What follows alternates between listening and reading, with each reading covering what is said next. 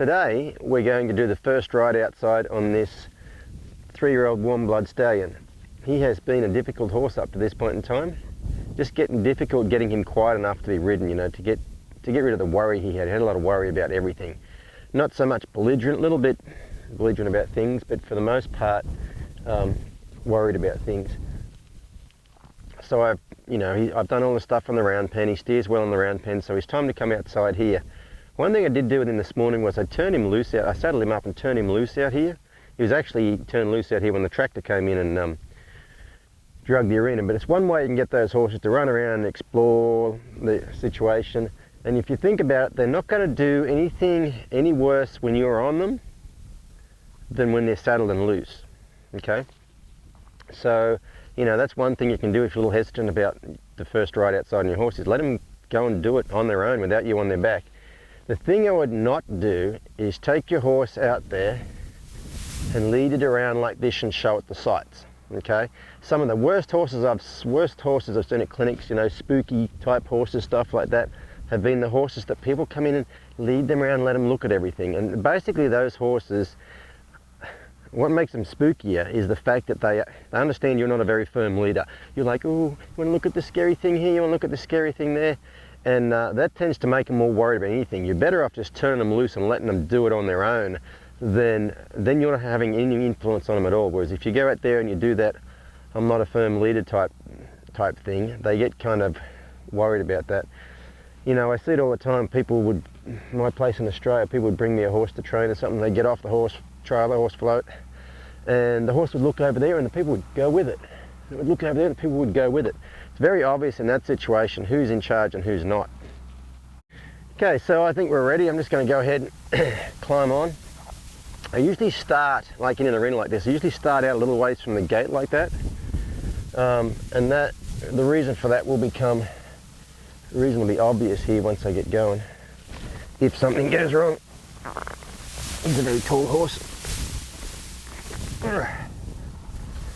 So, you know, it's our first ride outside. He's been out here a lot. He's been ridden a bit. You know, I think he's had 5 or 6 rides now. I spent a lot of time preparing him to be ridden, so I can get on him on a loose rein out here in the arena. He doesn't try and walk off and he's not worried about things. Nothing I did then helped that. It's everything I've done up till this point in time that helped that. So I'm going to make sure that I have good lateral flexion on both sides.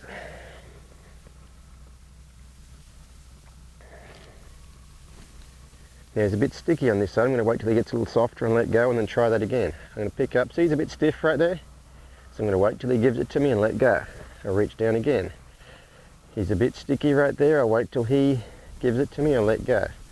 Touch it again. Wait till he gives me a little bit more. There you go, and let go. I'm going to keep working on this until I can do it, there we go, all the way from the beginning, okay? I want to be able to reach down there, touch that rein, have his nose come all the way around pretty softly. Because that's the thing that's going to save me. If something goes pear-shaped out here and I reach down there, I don't want there to be a 10-second delay in him giving me that nose. So just like on the first ride, I'll probably start right here, just disengaging him, making sure that his hind feet will move and he's not worried. And right there he's pretty relaxed. So I'm just going to let him go from there. Let him go forward. Now I don't really care where he goes at this point in time, as long as he goes forward.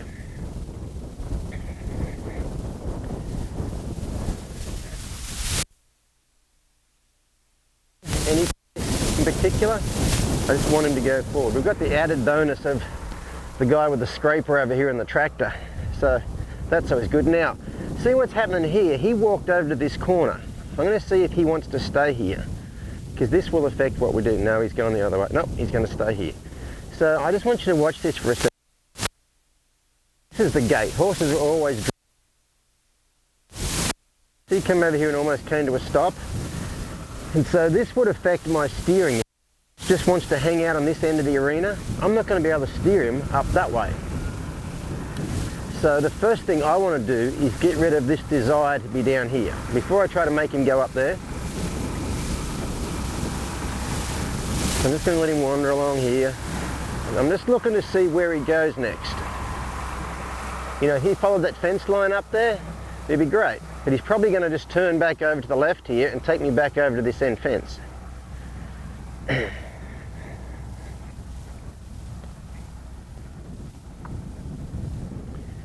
So you can see he hasn't been any further down that way than he is about right here.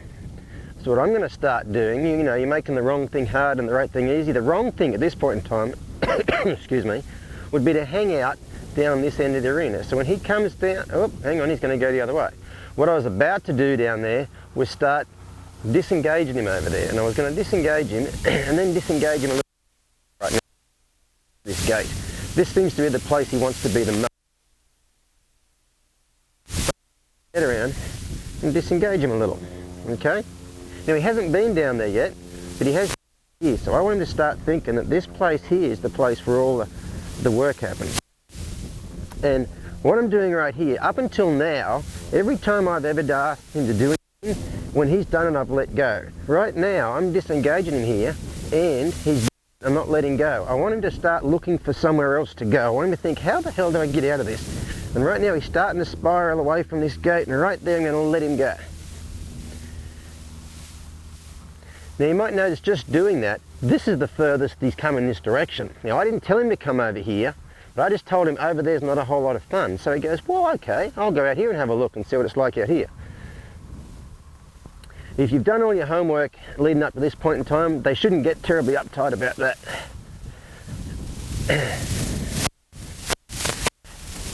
And now he's heading back down that way again. The reason I start down this end and not far from that gate is to give him a chance to turn around and walk back to that gate without, if I start right at the gate, they can't turn and walk back there. If I start down that end, I'll probably run down this end a bit too far.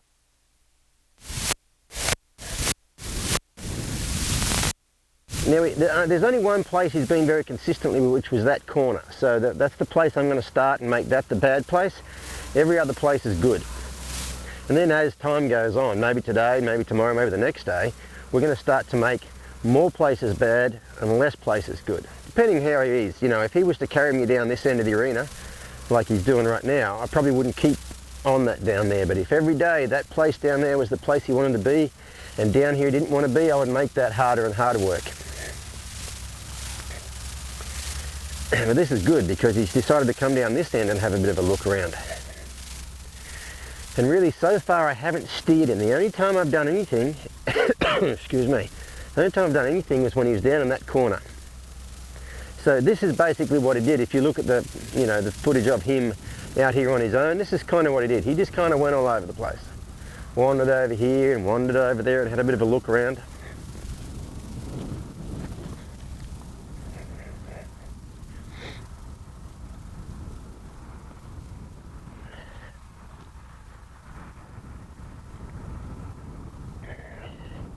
Now he's walking around pretty sweet right now as far as he's not uptight and he's not trying to go anywhere, he's not trying to go too fast. If he kept, say he kept breaking into a trot, every time he trotted I would bend him around, and as soon as he walked I'd let go. I'd do that over and over and over until he realised that trotting was hard work and walking was easy work. Walking was where the pressure went away. The only time I've done that was when he went over to that gate. And you might notice right now he didn't walk straight down that fence, he's walking over this way, he's walking away from that gateway. So you can see how much these horses really pay attention to the don't work.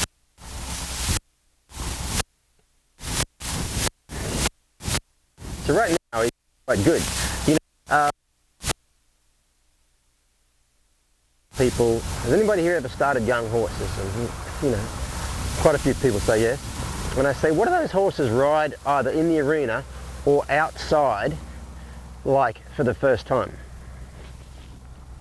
And most everybody says, oh, they ride like this. You know, they're wobbly all over the place. And I say, well, why do they do that? And most people say, oh, because they're unbalanced, or they, you know, they're not sure what you want of them, or they're not used to carrying a rider's weight, or all sorts of things. And really the answer is none of those. The answer is because you're always trying to make them go away from where they want to be the most. You know, like when I first started, if I tried to make him go down there, he'd be trying to duck back to the gate, and I'd be straightening him up, and he'd duck back, and he'd duck back, and he'd duck back. Okay, those people that tell me that stuff, you know, especially in Australia, that they start them, you know, they have the horse's first ride outside is in, you know, in a big area, you know, 1,000 acres or 500 acres or whatever. I tell them, okay, because you get on them where you started them, like at the round pen, and you try to ride them away from there. We get on them where they live and try to ride them away from there, and they're wobbly. I say, well, what would happen if you took them 100 yards up the road, turned them around, pointed them towards home, got on and kicked them in the guts?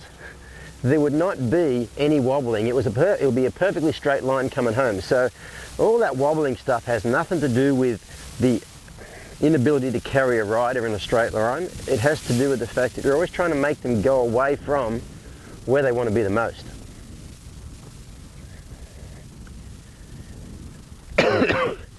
So I really like what he's doing out here. He's just kind of, you know, there's nowhere, apart from that one gate that we got rid of, there's really nowhere in particular he would rather be, which is what I usually try to spend quite a bit of time achieving. Looks like we've kind of done it already.